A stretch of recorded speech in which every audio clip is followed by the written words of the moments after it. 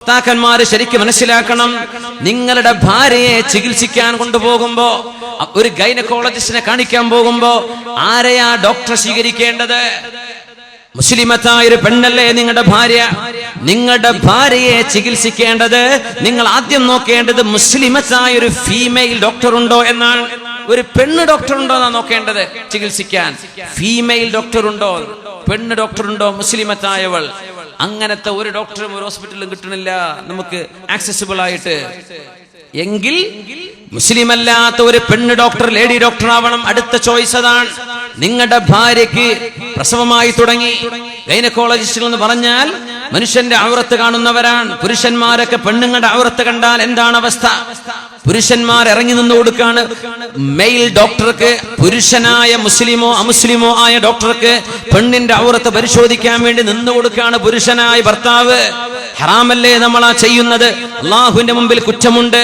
പെണ്ണുങ്ങളെ മനസ്സിലാക്കിക്കോളൂ, നിങ്ങൾക്ക് പ്രസവ സംബന്ധമായോ അല്ലാതെയോ, പ്രസവത്തിന് പ്രത്യേകിച്ചും ഗൈനക്കോളജിസ്റ്റുകളെ കാണുന്നുണ്ടെങ്കിൽ മുസ്ലിമത്തായ ഗൈനക്കോളജിസ്റ്റ് ഉണ്ടോ എന്ന് നോക്കിക്കോളൂ. ഒരൽപ്പം അങ്ങ് കോട്ടക്കലിലേക്കോ ചെമ്മാട്ടേക്കോ യാത്ര ചെയ്താൽ പോലും നിങ്ങൾക്ക് അതാണ് ഖൈർ. ഒന്ന് ദൂരെ പോയാലും അതാണ് ഖൈർ.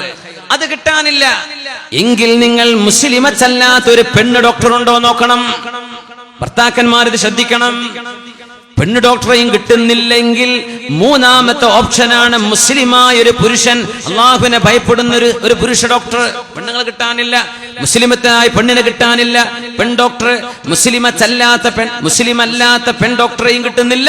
പിന്നെയാണ് മുസ്ലിമായ ഒരു ആൺ ഡോക്ടർ, അയാളെയും കിട്ടുന്നില്ലെങ്കിൽ മാത്രമാണ് മുസ്ലിം അല്ലാത്തൊരു അമുസ്ലിം ഡോക്ടറെ ഈ പെണ്ണിനെ ചികിത്സിക്കാൻ പറ്റൂ. ഇതാണ് ശർഇന്റെ നിയമം. നമ്മൾ മനസ്സിലാക്കാറുണ്ടോ ഇത്? ഡോക്ടർ റൂമിലേക്ക് ആക്കിയിട്ട് ഇവൻ പുറത്ത് വെയിറ്റ് ചെയ്യാൻ. അന്യപുരുഷന്റെ മുമ്പിൽ, അന്യപുരുഷനാണ് അയാൾ അല്ലേ? ഡോക്ടർ അന്യപുരുഷനല്ലേ? മാ ഖലാ റജുലുൻ മിംറഅത്തിൻ ഇല്ലാ കാന സാലിദുഹുമാ ശൈത്വാൻ. ഒരു പെണ്ണിന്റെ ദീന് സംരക്ഷിക്കേണ്ടത് ഭർത്താവിന്റെ ബാധ്യതയാണ്. ആ പെണ്ണിന് അന്യപുരുഷന്റെ കൂടെ ഇരിക്കുന്നത് സ്വന്തം ഭർത്താവിന്റെ സാന്നിധ്യത്തിലാണെങ്കിൽ ഫിത്നയുടെ സാധ്യത കുറവുണ്ടവിടെ.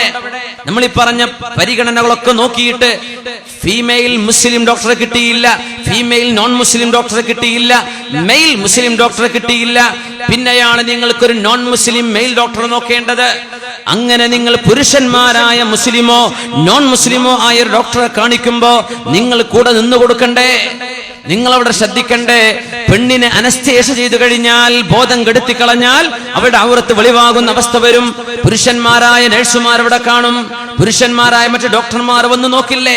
ഒരു പെണ്ണിന്റെ ഔറത്ത് അന്യപുരുഷന്മാർ കാണുന്നത് ഒരു കുഴപ്പമില്ല എന്ന് ചിന്തിക്കുന്ന ഭർത്താവ്, ആ ഭർത്താവിന്റെ പേര് ദയ്യൂസ് എന്നാണ്. നാളെ അള്ളാഹു മുഖത്ത് പോലും നോക്കില്ലെന്നാണ്. സ്വന്തം കുടുംബത്തിലെ ഹറാമ് നടക്കുമ്പോ എനിക്കത് പ്രശ്നമല്ല എന്ന് ചിന്തിക്കുന്ന കുടുംബനാഥൻ, അവരെ പേരാണ് നബി തങ്ങൾ പറഞ്ഞ് ദയ്യൂസ്. അവരെ അള്ളാഹു നോക്കുകയില്ല. അള്ളാഹു കാത്തുരക്ഷിക്കുമാറാകട്ടെ. നല്ല കരുതലോടെ നിൽക്കണേ പെണ്ണുങ്ങളെ, അള്ളാഹുവിനെ സൂക്ഷിച്ചോളി. പ്രസവിച്ചു വരാന്ന് വിചാരിച്ചു പോവല്ലേ. നിങ്ങൾക്ക് അനുയോജ്യരായ ഡോക്ടർമാരെ നോക്കിക്കോളി, ആൺ ഡോക്ടർമാരെ നോക്കി ഓടണ്ട. ദയവ് ചെയ്ത് പെണ്ണുങ്ങളൊന്ന് ഗൈനക്കോളജിസ്റ്റുകളായി പഠിച്ചോളൂ. കുറെ നല്ല ഡോക്ടർമാർ, ഫീമെയിൽ മുസ്ലിം ഡോക്ടേഴ്സ് നമുക്ക് ആവശ്യമുണ്ട് നമ്മുടെ ദീൻ സംരക്ഷിക്കാൻ.